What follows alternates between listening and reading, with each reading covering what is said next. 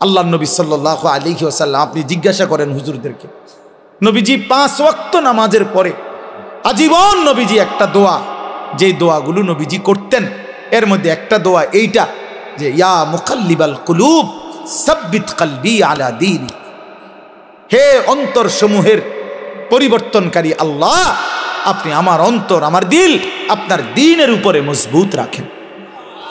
আল্লাহ, সুখে থাকি দুঃখে থাকি, আনন্দে থাকি বেদনায় থাকি, রাতে কিংবা দিনে, আলোতে কিংবা অন্ধকারে, একাকিতে কিংবা প্রকাশ্যে, হ্যাঁ, ঘরে কিংবা মাঠে, নিচে কিংবা উপরে, সর্বাবস্থায় যেন আপনার গোলামি করি, আপনার সেজদা করি, আপনাকে যেন না ভুলি। আল্লাহ, এমন একটা মজবুত দিল আপনি আমারে দান করেন। নবীজিটা দোয়া করতেন, দোয়া করতেন। এজন্য আল্লাহর কাছে চাইতে হয় তৌফিক। আল্লাহুম্মা আইন্নি আলা যিকরিকা ওয়া শুকরিকা ওয়া হুসনি ইবাদাতি। আপনার ছেলেটা নামাজ পড়ে না চাচা, কয়দিন চাইছেন এটা? আল্লাহর কাছে চাইছেন কয়দিন?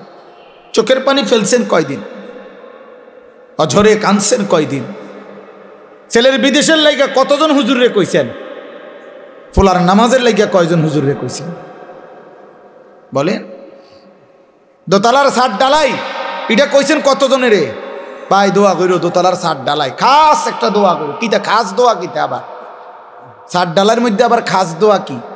মানে যাতে করে এমন ভাবে ডালাই হয়, ডালার লগে যেন নিচের দিকে ছাদ দিয়ে ফিরে যায়। খাস দোয়া না এটা, একেবারে জাঁতা দিয়ে যেন এটা নিচের দিকে যায় না, এটা যেন ডাইবা যায় আর কি। শক্তর সাফে এমন শক্ত যেন হয় যেন এটা সাফের লগে ডাইবা যায় নিচে। দুনিয়া দুনিয়া নিয়ে এই পরিমাণ দোয়া চাইলেন, আখেরাতের দোয়া কই চাইলেন? কয়দিন বলছেন হুজুর দোয়া করেন বিবি যেন পর্দানসীন হয়, ছেলেটা যেন নামাজি হয়, মেয়েটা যেন চরিত্রবান হয়, ছেলের বউ যেন নেককার হয়, নাতি নাতনি যেন কোরআন পড়নেওয়ালা হয়। কয়দিন বলছেন? আখেরাত চাইলেন কয়দিন? দুনিয়া চাইলেন কয়দিন? কয়দিন চাইলেন? এই জন্য ইনসাফের সাথে ভাববেন। এজন্য সব সময় মনে রাখবেন, ওলামায়ে কেরামের চোখের কাছে, দ্বীনি মজমার চোখ কাছে বসার মধ্যে বরকত বেশি।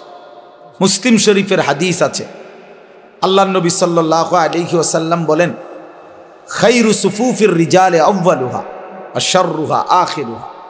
পুরুষের জন্য সর্বোত্তম হলো প্রথম কাতার, সবচেয়ে অপছন্দনীয় হলো পিছনের কাতার। রাসূলুল্লাহ সাল্লাল্লাহু আলাইহি ওয়াসাল্লাম বলছেন, আর ওয়া খায়রু সুফুফিন নিসাই আখিরুহা ওয়া শাররুহা আউয়ালুহা। আর মহিলার জন্য সবচেয়ে উত্তম হলো পেছনের কাতার, সবচেয়ে অপছন্দনীয় হলো প্রথম কাতার। মহিলা পুরুষের সামনে থাকা এটা অপছন্দনীয়, অপছন্দনীয়। এটা ইউরোপ বানায় নিছে, লেডিস ফার্স্ট। না না, লেডাস ফার্স্ট, মানে এটা আমি বানাইলাম আর ইংরেজি। পুরুষ আগে, পুরুষ আগে। অধিকার এবং মর্যাদা, এই কথার অর্থ আল্লাহ তাআলার নিজামকে উলটপালট করা না।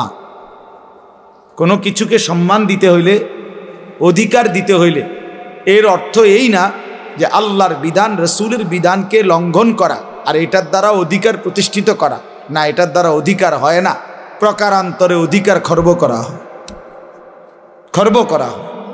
এই জন্য আল্লাহর নবী সাল্লাল্লাহু আলাইহি ওয়াসাল্লাম বলছেন, নারীর জন্য পেছন, অর্থাৎ সে পিছনে হাঁটবে, পুরুষ সামনে হাঁটবে, পুরুষ সামনে থাকবে। হযরত মূসা আলাইহিস সালাম, তাফসীরের মধ্যে আছে, মূসা আলাইহিস সালাম যখন মিশর থেকে চলে গেছিলেন ফেরাউনের বাহিনীর ভয়ে, ছোটবেলায়, ছোট না মানে কিশোর বয়স বা যুবক বয়স এই সময়, তখন পার্শ্ববর্তী যেই দেশে গেছিলেন ওই দেশের নাম হলো মাদায়েন।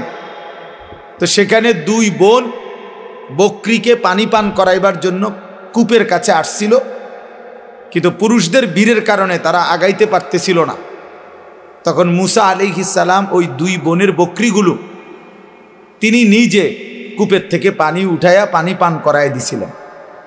তো এগুলো নিয়ে যখন ওই দুই মেয়ে ঘরে ফিরছে, তখন তাদের বাবা, এই দুই বোনের বাপ যিনি ছিলেন তিনি নবী ছিলেন, হযরত শুআইব আলাইহিস সালাম, তিনি পুরা ঘটনা শুই না একটা মেয়েকে পাঠাইছে যে তুমি গিয়া ওই যুবক ছেলেটাকে ডেকে নিয়ে আসো, সে যে আমাদের বকরিকে পানি পান করায় দিল এর জন্য কিছু পারিশ্রমিক দিতে হবে। তখন এই একজন মেয়ে আবার আয়েশা মুসা নবীর কাছে আসছে, আয়েশা ডাকছে যে আমাদের বাবা আপনাকে ডাকতেছেন, আপনাকে আপনার পারিশ্রমিক দিবে, আপনি আমাদের বাড়িতে চলেন। তখন তাফসিরে স্পষ্ট আছে মুসা আলাইহিস সালাম ওই মেয়েকে বললেন যে বাড়িতে তো যাবে ঠিক আছে, কিন্তু মূলত যে রাস্তা দেখায় সে তো সামনেই থাকে, কিন্তু এখানে যেহেতু এটা মেয়ে এই জন্য মুসা নবী স্পষ্ট বললেন তুমি পিছনে থাকো, আমি সামনে হাঁটবো, তবে পিছন থেকে তুমি ডান বাম বলবে। কথা বুঝছেন কি না? বল ডান বাম তো সেই বলতে হবে, নাহলে উনি তো আর চেনে না, কিন্তু তুমি পিছন থেকে বলবা, সামনের থেকে না। এই জন্য এটা জরুরি বিষয়। যাই হোক, তাহলে বলার উদ্দেশ্য হলো অনেক মানুষের বদভ্যাস মসজিদে জুমার দিন অথবা অন্য সময়ও আসছে মসজিদে আগেই এসে ওই বারান্দাত বসে থাকে, ও মসজিদের কোনার খুঁটির সাথে বসে থাকে, বাউন্ডারি ওয়ালের মধ্যে হেলান দিয়া দুই পা আলগি দিয়া এ বসে বসে জিমা। আশ্চর্য কথা, আপনি আসলেন আগে তা পিছনে পড়ে রইলেন কেন? পিছনে পড়ে রইলেন কেন? এই জন্য সব সময় আল্লাহর ঘর মসজিদে যতটা সম্ভব প্রথম কাতারে, যতটা সম্ভব সামনে বসার চেষ্টা করবেন। বলেন ইনশাআল্লাহ। আল্লাহ তাআলা আমাদেরকে তৌফিক দান করেন। বলতেছিলাম আমি যে কথাটা যে কম দেখা যাক এতে কোনো আপত্তি নাই। কেন বললাম? কোরআনুল কারীমের মধ্যে আছে আল্লাহ তাআলা বলছেন কালিলাম মা তাশকুরুন। কোরআনে আল্লাহ বলেন আমার শুকর আদায় করে, কৃতজ্ঞতা আমি আল্লাহর আদায় করে এমন বান্দা কম। কালিল ওয়া কালিলুম মিন ইবাদিয়াশ শাকুর। আল্লাহ বলেন আমার কৃতজ্ঞ বান্দা পরিমাণে কম। কালিলাম মা তাযাক্কারুন, আমি আল্লাহর কথা থেকে উপদেশ গ্রহণ করে কম। কালিল কম। কোরআন শরীফের বহু আয়াত আছে এমন।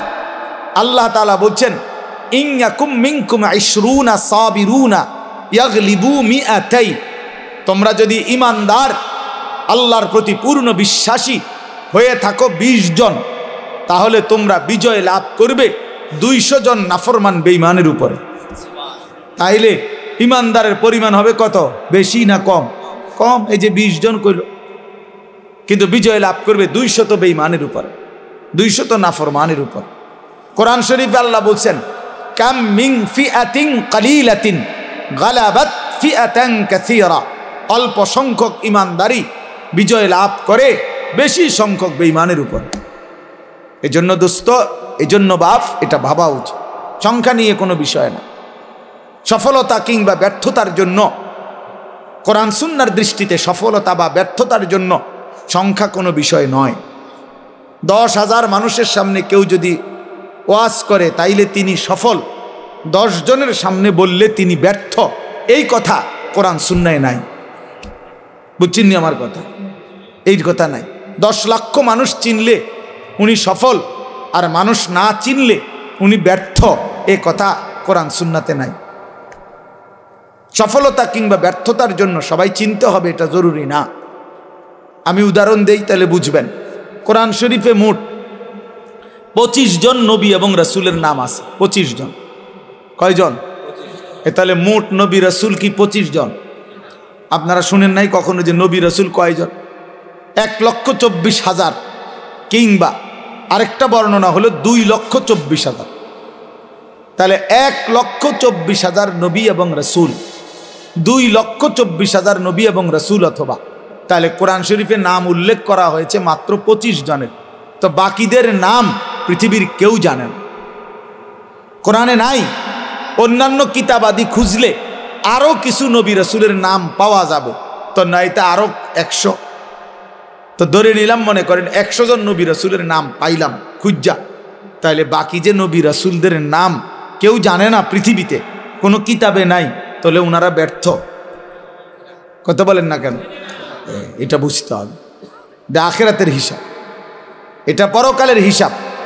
আচ্ছা, আমাদের প্রিয় নবী সাল্লাল্লাহু আলাইহি ওয়াসাল্লাম তিনি যখন বিদায় হজ্জে আরাফাতের ময়দানে নবীজির নিজে যে বছর হজ করছেন সেই বছর হজ্জের ময়দানে নবীজি ভাষণ দিয়েছিলেন 1,25,000 প্রায় 1.25 লাখ সাহাবীর সামনে। 1,25,000 যদি সাহাবী ওই আরাফাতের মাঠে হজ্জের মধ্যে নবীজির সামনে থাকে তাহলে বাড়িঘরে আরও আছে, সবাই তো আর একবারে গেছে গানা হজে, বাচ্চা কাচ্চা নারী বৃদ্ধ দুর্বল এরকম আছে না আরো, তো ওনারা বাদ দেন। এই 1,25,000ই ধরেন, এই 1,25,000 সাহাবীর মধ্যে সারা পৃথিবীর সমস্ত কিতাব একত্র করলেও 5,000 সাহাবীর নাম খুঁজে পাওয়া যাবে না, 2,000 সাহাবীর নাম খুঁজে পাওয়া যাবে না। অল্প কিছু সাহাবীর নাম পৃথিবীতে আছে, মানে কিতাবে আছে, উল্লেখ আছে। তাইলে আপনি ধরেন একেবারে 5,000-এর নাম পাওয়া গেল, ধরে নিলাম কথার কথায়, তাহলে 5,000 সাহাবীর নামও যদি খুঁজে পাওয়া যায় তাহলে তো শুধু হজ্জের ময়দানের ওই 1,20,000 সাহাবীর নাম পৃথিবীর কেউ জানে না, তো ওনারা ব্যর্থ। এইটা আমরা মনে রাখতে হবে, এটা খুব জরুরি বিষয়। এক তো আখিরাতের মুআমালা, আরেক তো হলো দুনিয়ার, আপনাদের দুনিয়ার হিসাব। দুনিয়ার হিসাবে জনপ্রিয়তা খ্যাতি এটা একটা বিষয় অনেকে ভাবতে পারে, কিন্তু আখিরাতের দৃষ্টিতে জনপ্রিয়তা অথবা অপরিচিতি এটা কোনো বিষয় না। বিষয় হলো আল্লাহ তাআলা গ্রহণ করলেন কিনা, গ্রহণ করলেন কিনা। আমারে 10 লক্ষ মানুষ চিনে, কিন্তু আল্লাহ তাআলা গ্রহণ করে নাই, তো 2 পয়সার কোনো মূল্য নেই, 2 পয়সার মূল্য নেই। হ্যাঁ, আমারে 50 লক্ষ মানুষ চিনে, তো এতে করে আমার কবরের আযাব মাফ? 1 কোটি মানুষ চিনে আমারে, কবরের আযাব মাফ আমার? না বন্ধু, না বাপ, এটা বুঝতে হবে। আখিরাতের বিবেচনা, আখিরাতের মুআমালা, পরকালের হিসাবে সফলতা কিংবা ব্যর্থতা হচ্ছে আল্লাহ তাআলার গোলামির মধ্যে, আল্লাহর বন্দেগীর মধ্যে। এজন্য কোরআন শরীফে স্পষ্ট আয়াত আছে, আপনারা দেখবেন অনেক মানুষ জানাজা যখন হয়, আমাদের এই যে ভাইরা যারা রাজনীতি করে ওনারা সবাই জানাজার মাঠে উপস্থিত থাকে, বক্তব্যও দেয়, এবং অনেক মানুষও সমাজের মান্যগণ্য ব্যক্তিরাও লাশের সামনে 1 মিনিট 2 মিনিট বক্তৃতা দেয়। কিন্তু অধিকাংশই বক্তৃতা দিতে গিয়ে একটা লাইনে শুধু বলে যে কুল্লু নাফসিন যায়িকাতুল মাউত, আমাদের সকলকেই মৃত্যুবরণ করতে হবে। কিন্তু মজার বিষয় হলো কোরআন শরীফের যত জায়গায় এই কথাটা আছে, এতটুকু বলে কোনো জায়গায় আল্লাহ কথা শেষ করে নাই। বুঝেন নাই আমার কথাটা? সকলকেই মৃত্যুর স্বাদ গ্রহণ করতে হবে, এরপরে কথা শেষ, একটা দাড়ি, এমন না। প্রত্যেক আয়াতে এই কথার সাথে আরো কথা আছে। সেই কথাটা কি? সেই কথাটা কি? আল্লাহ তাআলা কোরআনুল কারীমে স্পষ্ট বলছেন, কুল্লু নাফসিন যায়িকাতুল মাউত, প্রতিটি প্রাণ, প্রতিটি আত্মাকেই মৃত্যুর স্বাদ গ্রহণ করতে হবে।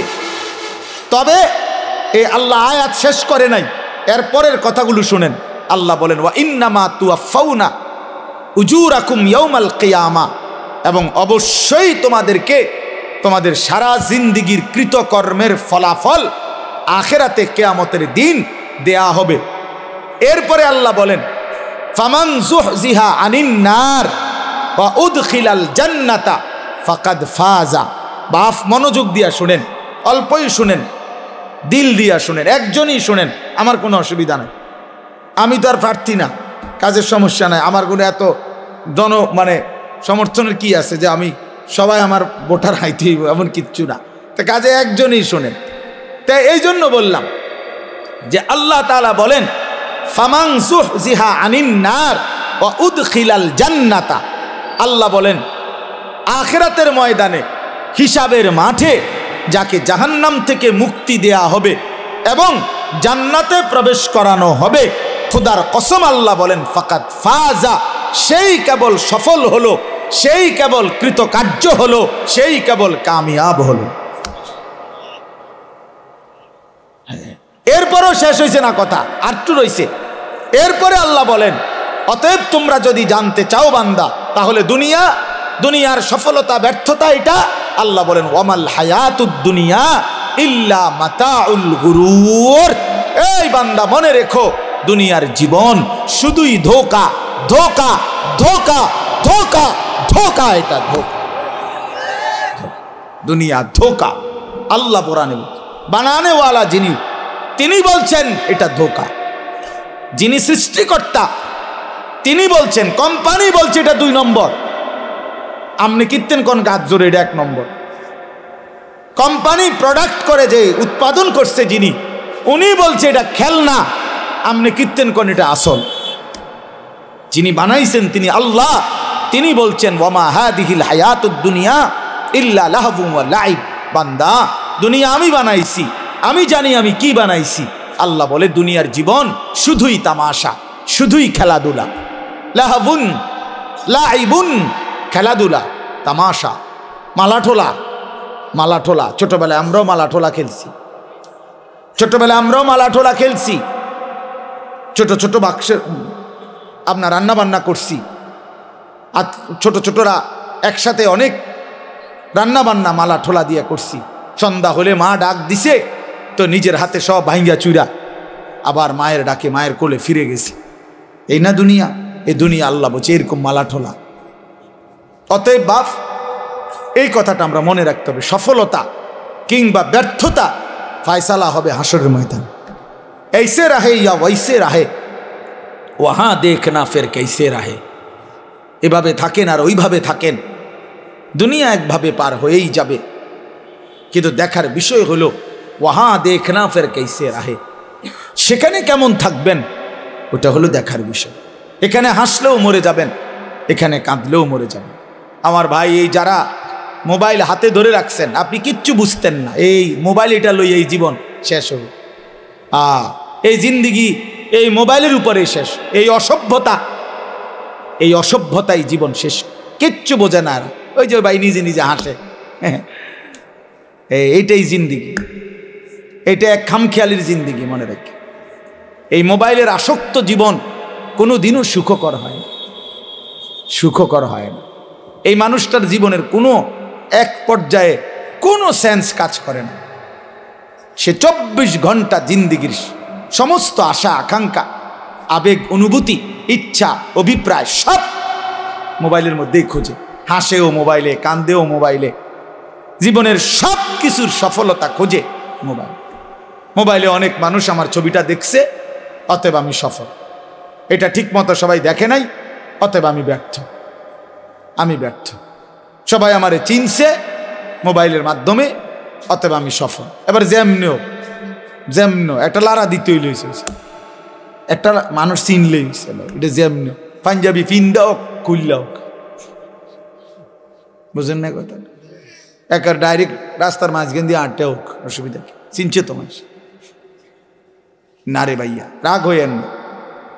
এই কোনোভাবে মনোযোগ হয় না। এই জিন্দিগি সুন্দর হয় না বাপ, এই জীবন সুন্দর হয় না। এমনি এমনি চলে যায়। দিন নাই, রাত নাই, সকাল নাই, দুপুর নাই, সন্ধ্যা নাই। এটা কেমন জিন্দিগি ভাই? এই কেমন জীবন? 24 ঘন্টা মোবাইল, 24 ঘন্টাই মোবাইল। এই কেমন জিন্দিগি? এই পৃথিবীতে আর কোনো কাজ নাই? এই পৃথিবী গড়ারও কোনো প্রয়োজন নাই, আখেরাত গড়ারও প্রয়োজন। আমরা কিতাব পড়ছি, আমার কাছে আরবি কিতাব আছে, কিমাতুজ জামান ইনদাল উলামা। এই কিতাবের মধ্যে আছে মানে ওলামায়ে কেরামের নিকট সময়ের মূল্য। তো এই কিতাবে আমরা পড়ছি, এক বুজুর্গকে এক সাধারণ মানুষ আইসা বলছে, হজরত আপনার সাথে আমি একটু কথা বলবো। তিনি বললেন, কোনো প্রয়োজনীয় মাসআলা? বললেন না, এমনি একটু কথা বলতাম। তখন উনি বললেন যে, তাহলে তুমি সূর্যের গতিকে কিছুক্ষণের জন্য থামায় রাখো, যতক্ষণ তুমি কথা বলতে চাচ্ছ। যদি তুমি সূর্যের গতি থামাইতে পারো তাইলে আমি রাজি আছি, আর যদি না পারো তাহলে তুমি আমার হায়াতের এই আধা ঘন্টা কেন নষ্ট করবে? এই সময় তো আমার, এই 20 মিনিট তো তোমার গেলে আমারও যাবে, 30 মিনিট তো তোমার গেলে আমারও যাবে। তুমি কেন নষ্ট করবে আমার এই হায়াত? বলেন, এইভাবে ভাবতেন ওনারা, এইভাবে ভাবছেন। প্রতি সেকেন্ড আমার থেকেই যায়, ইরতাহালাতিদ দুনিয়া মুদবেরা ওয়ারতাহালাতিল আখিরাতু মুকবিলা। নবী সাল্লাল্লাহু আলাইহি ওয়াসাল্লাম বলছেন, উম্মত, প্রতি মুহূর্তে প্রতি সেকেন্ডে দুনিয়া তোমার পিছনে যায়, আখিরাত তোমার আগে আসে। এক এক ঘন্টা যাচ্ছে মানে আমার দুনিয়া যাচ্ছে, প্রতি ঘন্টা যাচ্ছে মানে আমার আখিরাত আগাচ্ছে। আমি কবরের দিকে আগাইতেছি, আমি আখিরাতের দিকে আগাইতেছি। ফাকুনু আবনা আল আখিরা ওয়ালা তাকুনু আবনা আদ দুনিয়া। নবী সাল্লাল্লাহু আলাইহি সাল্লাম বলেন, অতএব আখিরাতের সন্তান হও, দুনিয়ার সন্তান হইও না। অর্থাৎ নবীজি বলছেন, উম্মত, আখিরাতের পরিচয়ে পরিচিত হও, শুধু দুনিয়ার পরিচয়ে পরিচিত হইও না। শুধু ডাক্তার, শুধু ইঞ্জিনিয়ার, শুধু ব্যারিস্টার, শুধু উকিল, শুধু চাকরিজীবী, শুধু ব্যবসায়ী, শুধু রাজনীতিবিদ, শুধু শুধু এতটুকুই, শুধু একটা দুনিয়ার পরিচয়, ড্রাইভার, শুধু কুলি, শুধু দিনমজুর, শুধু কৃষক, এ তো দুনিয়ার পরিচয়। আল্লাহর নবী বলছেন, আখিরাতের পরিচয়ে পরিচিত হও। লোকে যেন বলে সে নামাজি, সে চরিত্রবান, সে দিনদার, সে আখলাকওয়ালা, সে মসজিদকে ভালোবাসে, মাদ্রাসাকে ভালোবাসে, ওলামায়ে কেরামকে ভালোবাসে। হ্যাঁ, বছর শেষে হিসেব করে যাকাত দেয়, বা জামাত মসজিদে নামাজ পড়ে, রমজানে রোজা আদায় করে, হালাল হারামের পার্থক্য মেনে চলে। লোকে যেন বলে দিনদার, লোকে যেন বলে ফরহেজগার, লোকে যেন বলে আল্লাহওয়ালা। খোদার কসম, নবী বলছে, উম্মত, এমন পরিচয়ে পরিচিত হও। শুধু দুনিয়ার পরিচয় লাগাইও না, শুধু দুনিয়ার পরিচয়ে পরিচিত হইও না। এই জন্য আমার বাপ, আমি আমার এই কথাটা বললাম, সফলতা কিংবা ব্যর্থতার জন্য এটা কোনো বিষয় না, বিষয় হলো আখিরাত। ফামান যুহজিহা আনিন নার ওয়া উদখিলাল জান্নাহ ফাকাদ ফাজা। আল্লাহ কোরআনে বলছেন, যাকে জাহান্নাম থেকে মুক্তি দেয়া হলো, জান্নাতে প্রবেশ করানো হলো, সেই সফল হলো। কাদ আফলাহাল মুমিনুন, আল্লাহ বলেন ঈমানদারগণ সফল হয়েছে। কেন? আল্লাযীনা ইয়ারিসুনাল ফিরদাউসা। এই যে আল্লাহ সরাসরি কোরআনে বলছে, কেন মুমিন সফল হয়েছে? আল্লাহ বলে, কারণ তারা জান্নাতুল ফিরদাউসের উত্তরাধিকারী হবে। অতএব যে মুমিন জান্নাতের অধিকারী হবে, সেই সফল হবে, সেই সফল হবে, সেই সফল হবে। ওয়াকালুল হামদুলিল্লাহিল্লাযী আযহাবা আন্নাল হাযান ইন্না রাব্বানা লাগফুরুন শাকুর। আল্লাহ বলে, জান্নাতি বান্দা জান্নাতে ঢুকে বলবে, আল্লাহ আপনার প্রশংসা করছি, আজকে আমার জীবনের যত দুশ্চিন্তা চিরতরে শেষ হলো, আজ আমি জান্নাতে ঢুকলাম। মোমেন থামবে সেদিন, জান্নাতে ঢুকবে যেদিন। মোমেন তৃপ্ত হবে সেদিন, জান্নাতে যাবে যেদিন। মোমেনের জিন্দিগির সমাপ্তি হবে, সমস্ত চিন্তা ফিকির পেরেশানি, সমস্ত অস্থিরতা, সমস্ত মেহনত, সমস্ত টেনশনের সমাপ্তি হবে সেদিন, খোদার জান্নাতে ঢুকবে যেদিন।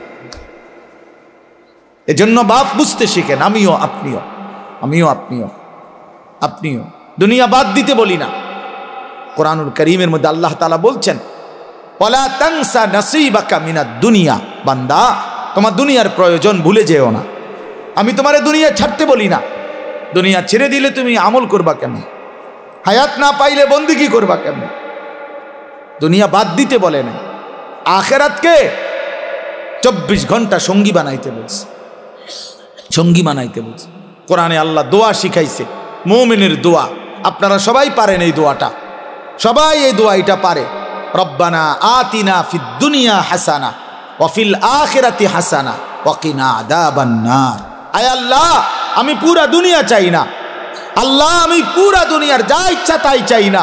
দুনিয়ার মধ্যে যা হালাল, যা পবিত্র, যা উত্তম, যা বৈধ, যা আপনার অনুমোদিত, আমাকে সেই হাসানা উত্তম যা তা দুনিয়ায় দেন। আখিরাতে যা উত্তম আপনি তা দেন, জাহান্নামের আযাব থেকে মুক্তি দিয়ে দেন। তাহলে দুনিয়া চাইতে নিষেধ করছে, উত্তমটা চাইবেন। আল্লাহ দুনিয়া দেন, তবে হালাল হারাম মিলাই আনা, হালাল দেন, জায়েজ না জায়েজ মিলাই আনা। সুদের টাকা, চুরির টাকা, কিস্তির টাকা, ঘুষের টাকা, ওজনে কম দেওয়া টাকা, বাটফারির টাকা, 3 নম্বরই টাকা, 6 নম্বরই টাকা, এমন টাকা দিয়েন না, মাও লাগবে না। এমন দুনিয়া ছেড়ে দিলাম, এমন দুনিয়া ছেড়ে দিলাম। এজন্য বাপ, এটা ইনসাফের সাথে ভাবা উচিত। আপনাদেরকে বলি, একজনকেই বললাম, ফিকির কইরেন, ফিকির কইরেন। অনেক কিশোর যুবক ছেলে বুঝতেই চায় না, ওই মনে করে রং তামাশার এই জিন্দিগি এটাই শেষ, এটাই শেষ। সারা রাত নারী, ছবি, উলঙ্গ দৃশ্য, সারাদিন নিজের মতো করে আড্ডা দেয়। তার মনে যা চায়, চুল এমন রাখছো কা, আমার মন চাইছে। পরনের পোশাক এমন কেন, আমার মন চাইছে। ইউর উইশ ইউর লাইফ, তোমার চয়েস তোমার লাইফ, তোমার পছন্দ তোমার জীবন। বাহ, বেঈমানদের কথা এটা। ইউর লাইফ ইউর চয়েস, তোমার জীবন তোমার চয়েস, তোমার যেটা ভাল লাগে এটা করো। অন্য এখানে কি, অন্য এখানে কি? তোমার হিন্দু মেয়ে পছন্দ হয়েছে, ঠিক আছে। তোমার ইয়াহুদি পছন্দ হয়েছে, হ্যাঁ ঠিক আছে। এখানে অন্য কি? তোমার যেটা ভাল লাগে এটা, তোমার যেটা মন চায় এটা, তোমার পছন্দই তোমার জীবন। খোদার কসম, কোরআন শরীফের আয়াত আছে বাপ, সূরা আরাফের মধ্যে আল্লাহ তাআলা বলছে, এই মনের ইচ্ছা মতো যে চলে, ওয়াত্তাবা হাওয়াহু, যে তার নফসের মনের চাহিদার অনুসরণ করে, আল্লাহর বিধান, রাসূলের বিধান, কোরআনের বিধান, ইসলামের বিধান, ধর্মের বিধান কিছুই যে মানে না, কোনো ধার ধারে না, পরোয়া করে না, পাত্তা দেয় না, আল্লাহর কসম, আল্লাহ কোরআনে বলছেন, ফামাসালুহু কামাসালিল কালব, ওই ব্যক্তির উদাহরণ, ওই ব্যক্তির জিন্দেগি কুকুরের মতো, কুত্তার মতো, কুত্তার মতো, কুত্তার মতো, কুত্তার মতো। বেটা, ওই জিন্দেগি কুত্তার জিন্দেগি, ওই জিন্দেগি কুত্তার জিন্দেগি। আমি বললাম কোরআনের আয়াত এটা। যে জীবন, যে জীবন মালিকের গোলামি নাই, যে জীবন সৃষ্টিকর্তাকে মনে করায় না, যে জিন্দেগি বানানেওয়ালাকে মনে করায় না, 24 ঘন্টা নাফরমান চলে গেছে, একটা সেজদা দিতে পারলি না, তুই কোন মানুষের বাচ্চা? তুই বেটা, তুই কোন মার ঘরে জন্ম নিছ বেটা? তুই কোন মানুষের বাচ্চা বেটা? তুই কোন মুসলমানের বাচ্চা? তুই কে বললো তোরে মুসলমান বেটা? তুই জানোয়ার না তো জানোয়ার কে বেটা? একটা সেজদা দিবে না? মানুষের বাচ্চা এমন হবে? 24 ঘন্টায় একবারও মনিবের কথা মনে পড়বে না? ওমা কয় কি? আরে বলে কি? কিভাবে সম্ভব এটা? কিভাবে সম্ভব? মানুষের বাচ্চা এমনি হয় কেমনে? মুসলমানের ঘরে জন্ম নিয়ে কিভাবে সম্ভব বলে? হ্যাঁ, সাফ কথার জবাব দেন। রাগ করবেন কার লগে? কোরআন শরীফ এটা, তো কোরআনের আয়াত বলছি। আপনি তর্জমা ভুল করলে পরে আইসেন, অসুবিধা, আমরা তো আসি এনে, বুঝেন নাই? ফামাসালুহু কামাসালিল কালব, সরাসরি কোরআন শরীফের সঙ্গে আল্লাহ বলছেন তার উদাহরণ কুত্তার মতো। কালবুন অর্থ কুকুর, অন্য কোনো অর্থ নাই, এর বিকল্প কোনো অর্থ নাই। ইন তাহমিল আলাইহি ইয়ালহাস আও তাতরুকহু ইয়ালহাস। আহা, আল্লাহ বলছে কুত্তার স্বভাব, সে দৌড়ানি দিল জিব্বা লম্বা করে হাঁফায়, এমন হাঁফায়। আবার ছেড়ে দিলেও, মানে খাড় করাত রাখলেও, দাঁড়ানো থাকলেও জিব্বা লম্বা করে হাঁফায়। দেখি, এটা কুকুরের স্বভাব। দাঁড়াইয়াও জিব্বা লম্বা করে জোরে জোরে নিঃশ্বাস ফেলে, এমন করে। আবার দৌড়তে দৌড়তে এরম করে। অর্থ কি? অর্থ হলো তাফসিরে লিখছে, সে পাইলেও অতৃপ্ত, না পাইলেও অতৃপ্ত। এই জন্য নাফরমান হারামখোর, পাইলেও অতৃপ্ত, না পাইলেও অতৃপ্ত। বেচা কিনা চলতেছে, মাল বেচে, নতুন মাল ট্রাকের থেকে নামায়, আপনি জিঙ্গাইবেন কি অবস্থা বেচা কিনা? কি নাই, আগের ব্যবসা নাই, আগের ব্যবসা নাই। ডাকাইত মাল বেচতেছ, মাল ইডি শেষ হয়ে গেছে, নতুন মাল নামাইতে আছে ট্রাকের থেকে। কিরে, কোন ব্যবসা নাই? বুঝেন নাই আমার কথা? হ্যাঁ, ডাইরেক্ট না না নাই, ও ব্যবসার মজা নাই, ও আগের ব্যবসা নাই। আর কোনটা নাই? আগের ব্যবসা কোন বছরেরটা? কি গত 300 বছর আগের ব্যবসা নাই? তো তুমি এই সময় জন্ম নিলা কেন? তুমি ওই সময় আইতা, যে সময় ব্যবসা আসিল সেই সময় আইলে না কা? ব্যবসা আসিল নূহ আলাইহিস সালামের জমানায়, ঠিক না? তো ওই সময় জন্ম, এটা বুঝি কথা হইল? মানে এটা হইল কুকুরের স্বভাব। মানে কি, পেলেও অতৃপ্ত, না পেলেও কি নাফরমানের দুনিয়া শেষ হয় না। আমার কথা সাফ কথা, এটা মনে রাখতে হবে। এজন্য দোস্ত বাপ, আমরা ফিকির করা চাই। আমি সব সময় এটা বলি, লোনা জলে তৃষ্ণা মেটে না। মানে যে পানি লবণাক্ত, ওই পানিতে তৃষ্ণা মেটে না। ঠিক হারামের মধ্যে, গুনাহের মধ্যে তৃপ্তি আসে না, তৃপ্তি আসে না। হ্যাঁ হ্যাঁ, সারা রাত উলঙ্গ ছবি দেখেও যুবক তৃপ্ত হয় না। এক সাগর মদ পান করেও, মদখোর, নেশাখোর, ফুট্টাখোর, বাবাখোর, ডালখোর, ইয়াবাখোর, হারামখোর কোনোদিন তৃপ্ত হয় না। কিন্তু এক গ্লাস পবিত্র পানি এক গ্লাস তৃষ্ণার্ত ব্যক্তিকে তৃপ্ত করে দেয়। একজন স্ত্রী 60 বছর এক পুরুষের জীবন, 70 বছর এক পুরুষের জীবনে তৃপ্তি এনে দেয় একজন বউ দিয়ে। হালাল স্ত্রী যেটা হালাল সেটা তৃপ্তি দেয়, যেটা হারাম সেটা কি দেয় না? তৃপ্তি দেয় না বাপ, সুখ দেয় না, গুনাহ ইজ্জত দেয় না, আল্লাহর নাফরমানি সম্মান দেয় না, সম্মান দেয় না।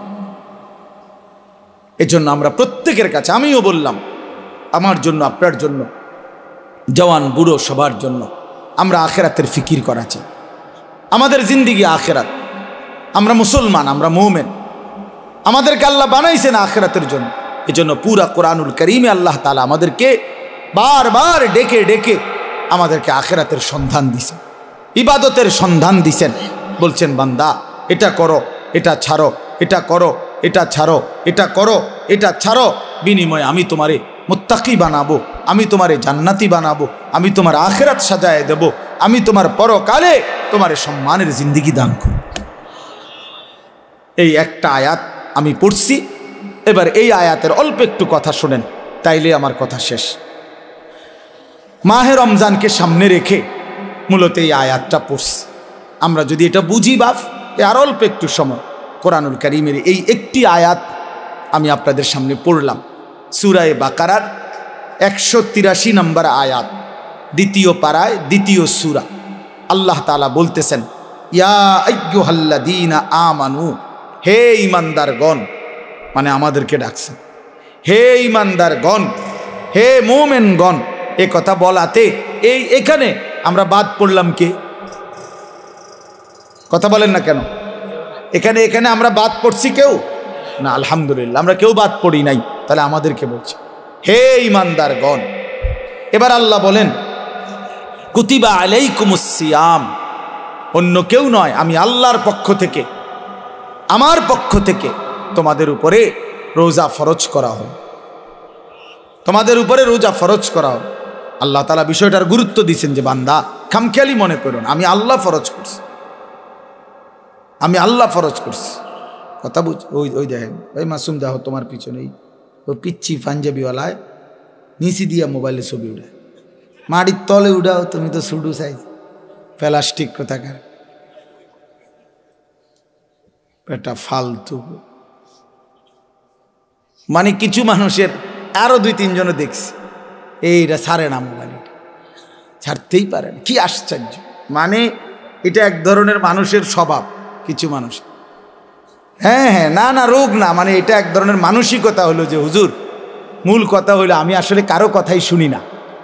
তা আপনি হঠাৎ আপনার কথা শুই না, আমার সিরিয়াল নষ্ট করতে আমি চাই না। আমার জিন্দিগির একটা সৌন্দর্য আছে, আমি কারো কথা মানি না, কারো কথা শুনি না।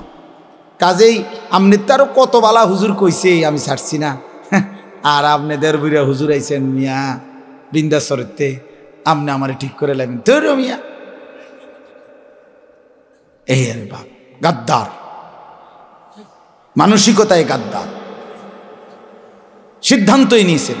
আমার বাপ, আমি একটা মিনিট বুঝাই, না খাওয়ার জন্য একটা জিনিস বুঝাইতে চাচ্ছি। হাদিসের মধ্যে আছে, আল্লাহ নবী সাল্লাল্লাহু আলাইহি সাল্লাম বলছেন, কিছু মানুষের দিল কালকুজে মিরবাদান, এই শব্দটা নবীজি বলছেন কিছু মানুষের অন্তর হয় এরকম, এই যে এইটা যেরকম উল্টায় রাখলাম এখন, এরকম, মানে গ্লাস, উল্টানো জগ, উল্টানো লালতি, উল্টানো মগ, এই শব্দের অর্থ হইল এইটা যদি এখন এমনি রাখে, মানে কোনো একটা গ্লাসে, তাহলে এইটার উপরে যদি আটলান্টিক মহাসাগরের পানিও ফালায় পূর্বে, এটা কেন? এই নবীজি এটা বলছে, কাল খুজে মিরবাদান, কিছু মানুষের দিল থাকে এমন উল্টানো যে এইটারতে পৃথিবীর সমস্ত আল্লাহর কথা, ওলামায়ে কেরামের সব কথা কিছুই তার কলিজায় আর ঢোকে না, কারণ এটা তো কি হয়ে গেছে, এবার তো আটলান্টিক সাগরের পানি তো আর ঢোকে না। লা ইয়ারিফু মারুফান ওয়ালা ইউনকিরু মুনকারান, নবীজি বলেন এই উল্টানো দিলে আর কোনো নেক কাজ তার কাছে বুঝে আসে না, কোনো গুনাহের কাজ আর ছোটে না। রাগ হইয়েন না ভাইয়া, আমি অনুরোধ করলাম বুঝতে শিখেন। শুধু আমি উপরের দিকে তাকাইয়া আমার মতো বলে গেলাম, আমি এটার মানুষ না। ব্যক্তিগতভাবে আমার কথা হইল, আমার শ্রোতা আমার আমানত, আমার সময় আমার আমানত, অতএব আমি এর জন্য সবার দিকে নজর রাখি। আল্লাহর কথার প্রতি মনোযোগী হইতে হবে। আল্লাহর নবী সাল্লাল্লাহু আলাইহি ওয়াসাল্লাম, আপনি জিজ্ঞাসা করেন হুজুরদেরকে, নবীজি 5 ওয়াক্ত নামাজের পরে আজীবন নবীজি একটা দোয়া, যে দোয়াগুলো নবীজি করতেন এর মধ্যে একটা দোয়া এইটা, যে ইয়া মুকাল্লিবাল কুলুব সাব্বিত কলবি আলা দীনি, হে অন্তর সমূহের পরিবর্তনকারী আল্লাহ, আপনি আমার অন্তর, আমার দিল আপনার দ্বীনের উপরে মজবুত রাখেন। আল্লাহ, সুখে থাকি দুঃখে থাকি, আনন্দে থাকি বেদনায় থাকি, রাতে কিংবা দিনে, আলোতে কিংবা অন্ধকারে, একাকিতে কিংবা প্রকাশ্যে, হ্যাঁ, ঘরে কিংবা মাঠে, নিচে কিংবা উপরে, সর্বাবস্থায় যেন আপনার গোলামি করি, আপনার সেজদা করি, আপনাকে যেন না ভুলি। আল্লাহ, এমন একটা মজবুত দিল আপনি আমারে দান করেন। নবীজিটা দোয়া করতেন, দোয়া করতেন। এজন্য আল্লাহর কাছে চাইতে হয় তৌফিক। আল্লাহুম্মা আইন্নি আলা যিকরিকা ওয়া শুকরিকা ওয়া হুসনি ইবাদাতি। আপনার ছেলেটা নামাজ পড়ে না চাচা, কয়দিন চাইছেন এটা? আল্লাহর কাছে চাইছেন কয়দিন? চোখের পানি ফেলছেন কয়দিন? অঝরে কাঁদছেন কয়দিন? ছেলের বিদেশের লাইগা কতজন হুজুরে কইছেন? ফুলার নামাজের লাইগা কয়জন হুজুরে কইছেন? বলেন। দোতলার ছাদ ডালাই এটা কইছেন কতজনের? রে ভাই দোয়া কইরো, দোতলার ছাদ ডালাই খাস একটা দোয়া করো। কিতা খাস দোয়া? কিতা আবার ছাদ ডালার মধ্যে আবার খাস দোয়া কি? মানে যাতে করে এমন ভাবে ডালাই হয়, ডালার লগে যেন নিচের দিকে ছাদ দিয়ে ফিরে যায়। খাস দোয়া না এটা, একেবারে জাঁতা দিয়ে যেন এটা নিচের দিকে যায়, এটা যেন ডাইবা যায় আর কি। শক্তর সাফে এমন শক্ত যেন হয়, যেন এটা সাফের লগে ডাইবা যায় নিচে। দুনিয়া দুনিয়া নিয়ে এই পরিমাণ দোয়া চাইলেন, আখেরাতের দোয়া কই চাইলেন?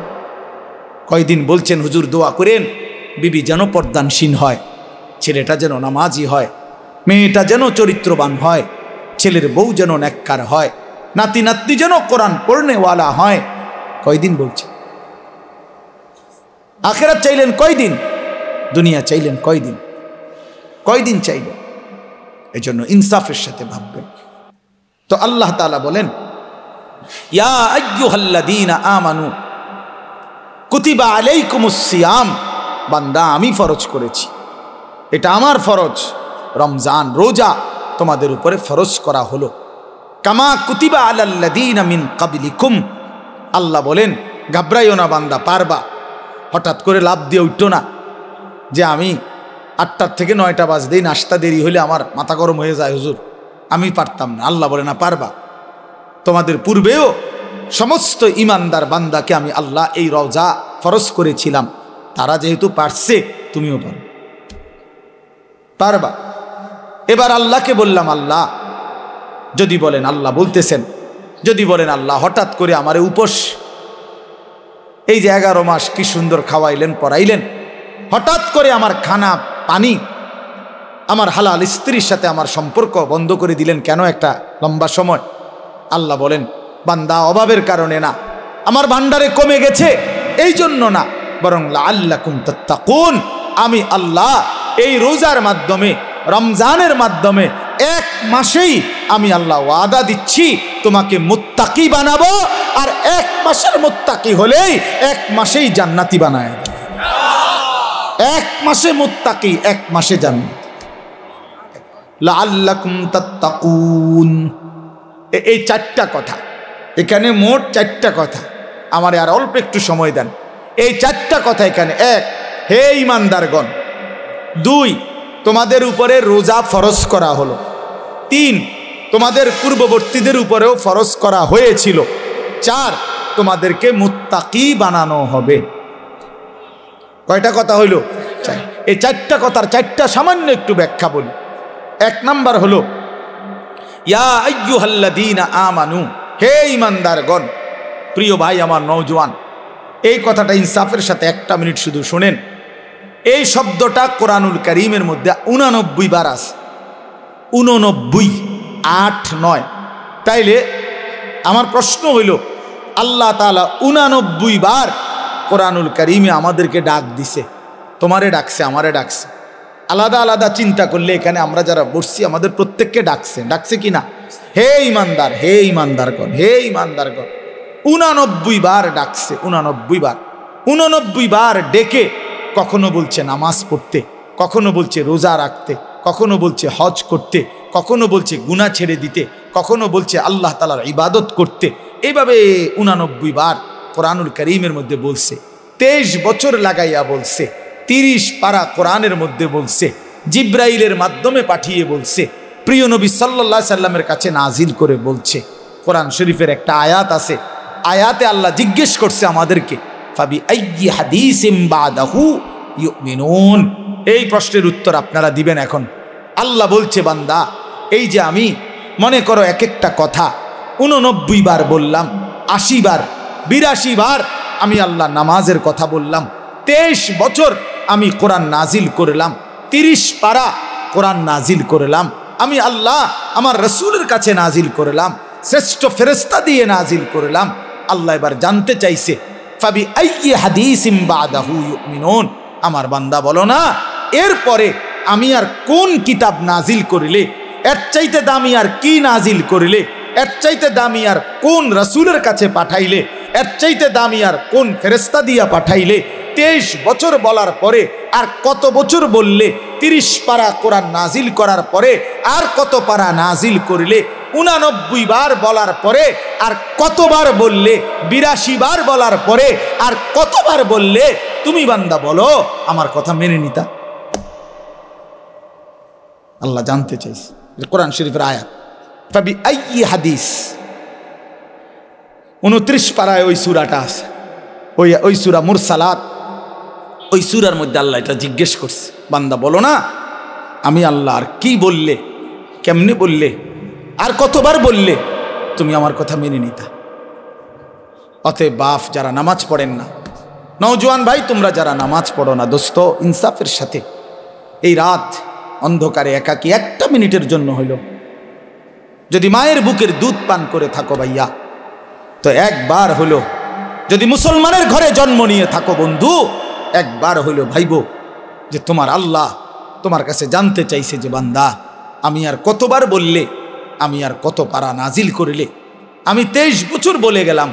23 বছর বলার পরও যেহেতু হয় নাই, তুমি বলে দাও বান্দা, আমি আল্লাহ আর কতবার বললে, কত বছর বললে তুমি আমাকে মেনে নিতা, আমার কথাগুলো মেনে নিতা? কি বলবেন? হ্যাঁ, কি জবাব দিবেন বলেন? জবাব দেন। বেনামাজি জবাব দেন, সুদখোর জবাব দেন, এই হারামখোর জবাব দেন, বলেন। আর কত বছর বললে, কতবার বললে সুদ ছেড়ে দিতেন? আর কতবার বললে মিথ্যা ছেড়ে দিতেন? যেই বোনেরা বেপর্দা, ওই বেহায়া বেপর্দা নারীকে জিজ্ঞাসা করেন, এই অসভ্য বেহায়া নারী, আর কতবার বললে তুই পর্দা করতি বোন, বল, বলে। আহা, কিভাবে সম্ভব? আমি জিন্দিগিতে বহুত চিন্তা করে দেখছি, আমি বহুত ভাবছি, বিশ্বাস করেন। একটা মুসলমানের বাচ্চা মুসলমানের ঘরে জন্ম নিয়া, মুসলমান পরিচয় দিয়া, খোদার 365 দিনে 1 বছর কোনো দিন ফজরের নামাজ একদিনও পড়ল না, মুসলমানের বাচ্চা এত বড় জানোয়ার কেমনে হইল? আমি এই কথাটা রীতিমতো আমার মন চায় যে ডক্টরেট করি, যেটা বুঝতে, যেটা পিএইচডি করা দরকার, যে কিভাবে সম্ভব মানুষের বাচ্চা কেমনে এত বড় হাইওয়ান হয়। আরে কোন কি ও মিয়া, এটা কিটা আসল? আমি কোনোভাবে কোনো ক্যালকুলেশন দিয়ে এটা মিলাইতারি না। একটা বছর বেটা তুই নাফরমান, কোনোদিন ফজরের নামাজ পড়লি না, আরে তুই কি মানুষের বাচ্চা রে? এটা কিভাবে সম্ভব ভাইয়া? ওই কোন মার ঘরে জন্ম নিল? আহা, তার মা কোথায়, তার বাবা কোথায়? কিভাবে সম্ভব? ওই মা কেমনে মেনে নিল, ওই বাবা কেমনে মেনে নিল? 16 বছর 18 বছর আপন ঘরে, মা বাবার ঘরে ঘুমায় সন্তান, কোনো দিন ফজরের নামাজ পড়ে না। মায়ের চোখেও এক ফোঁটা পানি নাই, বাবার চোখেও এক ফোঁটা পানি নাই। আহা, মা বাপ কেমনে মেনে নিল? সন্তানে বা কেমনে মেনে নিল? এভাবে কেমনে আল্লাহকে ভুলে গেল? ইয়া আইয়ুহাল ইনসান মা গাররাকা বিরাব্বিকাল কারীম। রব্বুল আলামিন বলে, বান্দা, হে মানুষ, আমার মতো দয়ালু মেহেরবান মনিব থেকে কে তোমাকে ধোঁকা দিল? কে দিল? এত বড় আসমান দিয়ে আমি আল্লাহ সাজাইলাম, এত বড় জমিন আমি আল্লাহ তোমার জন্য বিছিয়ে দিলাম, এত বড় কায়নাত আমি রব্বুল আলামিন বানাইলাম, বিনিময়ে আমি বুঝি একটা সেজদা পাইলাম না? কেমনে পারলা বান্দা? মা গাররাকা বিরাব্বিকাল কারীম। আল্লাহ বলে, বান্দা, কে তোমারে ধোঁকা দিল? বান্দা, এমন কোন বন্ধু পেলে, এমন কাকে পেয়ে গেলা বান্দা, যাকে পেয়ে তুমি আমার মতো মালিককে ছেড়ে দিলা? 7 আসমান দিয়ে 7 জমিন দিয়ে 24 ঘন্টা নিঃশ্বাস দিলাম, চোখ নাক কান দেহ অঙ্গ প্রত্যঙ্গ সচল রাখলাম, এত কিছুর বিনিময়ে আমি বুঝি তুমি বান্দার দিল মন পাইলাম না, তোমার বুঝি দিল গলাইতে পারলাম না। আহা, হায় হায়। 1 মিনিট ভাইবেন, কোনো এক বেনামাজি কেউ যদি এখানে থাকো ভাই, 1 মিনিট ভাইবে, আজকেই ভাইবে, ঘুমাইবার আগেই ভাইবে। নবীজি জিজ্ঞেস করবে, উম্মত, আমি 23 বছর উম্মত, হাসরের ময়দানে নবী বলবে, আমলনামা দেখাইয়া বলবে, প্রত্যেককে সুপারিশের জন্য নবীজির কাছে চাইতে হলে আমলনামা জমা দিতে হবে। ওমা, সুপারিশের কোনো কাগজপত্র নাই, কথা কোনা, কোনো নিয়ম কানুন নাই নাকি? হ্যাঁ, কোনো ফাইল জমা দিতে হবে না তো নবীজি তো দেখবে, নবীজির সামনে তো আপনাকে বলতে হবে, ইয়া রাসূলুল্লাহ, এই যে আনিসুর রহমান আশরাফি, এইটা আমার ফাইল, আপনি দেখেন, আমার জন্য একটু সুপারিশ করেন আল্লাহর কাছে। আল্লাহর নবী দেখবে 30 বছর সুদের ব্যবসা, 60 বছর বয়স, 60 বছর পর্যন্ত বিড়ি সিগারেট খাইয়া গেছে। 30 বছর 60 বছর বয়স, কোনো দিন গালি ছাড়া কথা বলে নাই। ছেলেটা বেনামাজি, মেয়েটা বেপর্দা, স্ত্রী বেপর্দা, মৃত্যু পর্যন্ত আমার উম্মতের ঘরে প্রতিদিন রঙিন টেলিভিশনে নাচ গান নর্তকীর ছবি চলছে। তার ছেলে মেয়ে নাতি নাতনি বসে নাচ গান নাটক সিনেমা দেখে গেছে, কোনো দিন গালি ছাড়া কথা বলে না, হালাল রোজগার বলতে কিছু নাই। ফজরের নামাজ 1000 পৃষ্ঠা উল্টাইও, ফজরের নামাজ বলতে কিছু নাই।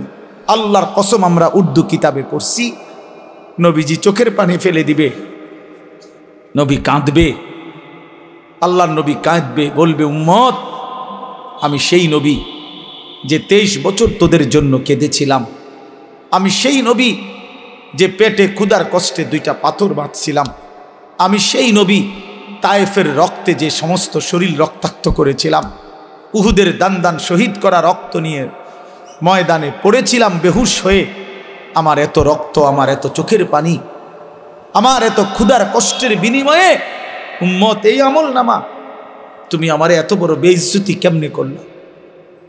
আমি কেমনে আমার আল্লাহর সামনে এটা দেখাবো যে আয় মাওলা এটা শ্রেষ্ঠ নবীর শ্রেষ্ঠ উম্মতের আমলনামা?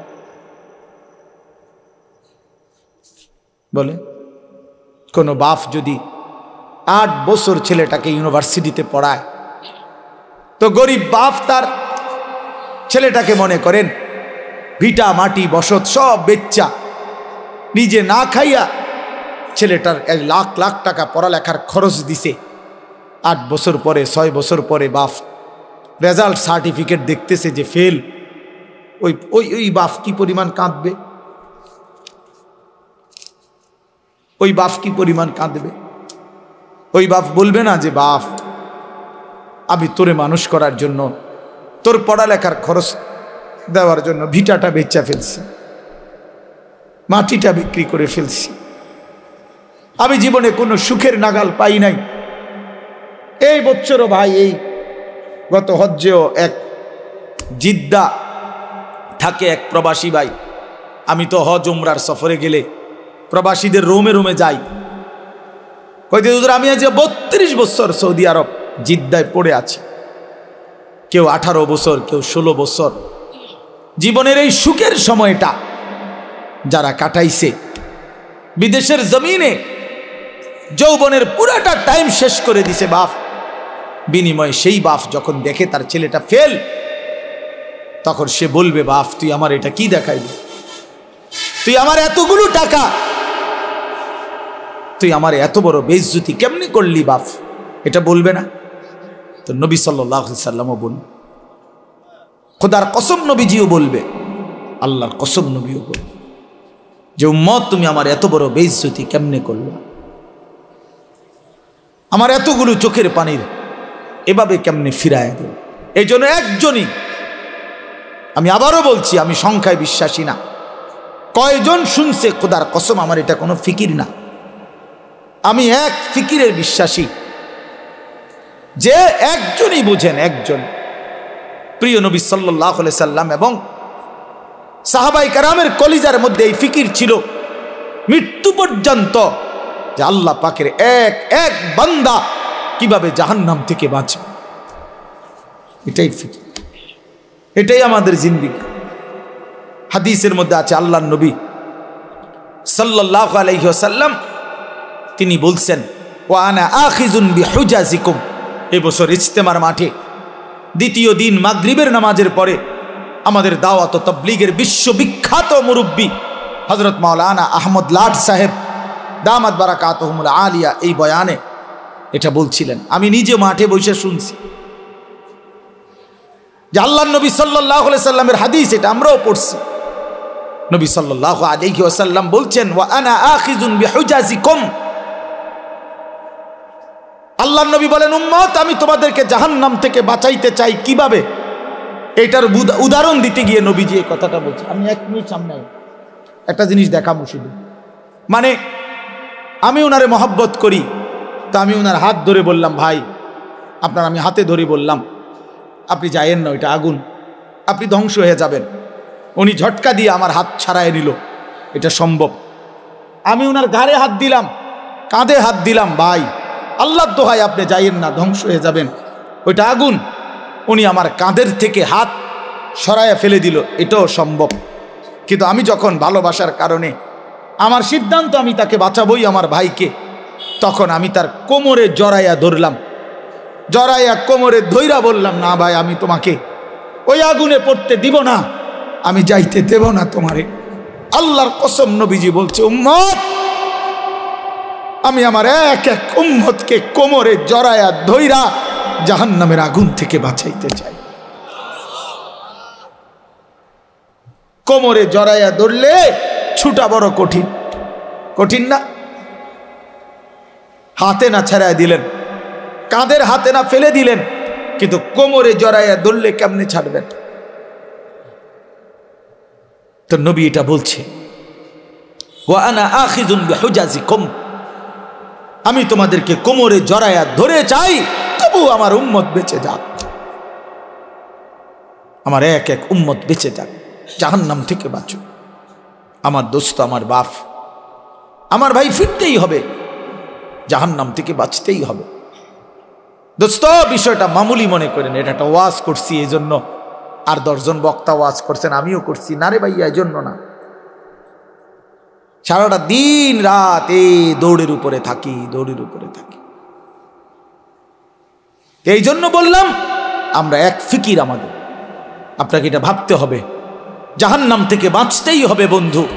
কোরআনে আল্লাহ বারবার একটা কথা বলছে নবীজিকে, আমাদের নবীকে পর্যন্ত আল্লাহ বলছে, বন্ধু ওমা আদরাকা মা হিয়া, এই বন্ধু জাহান্নামের আগুন কেমন আপনি জানেন? নবীজিকে বলছে আল্লাহ।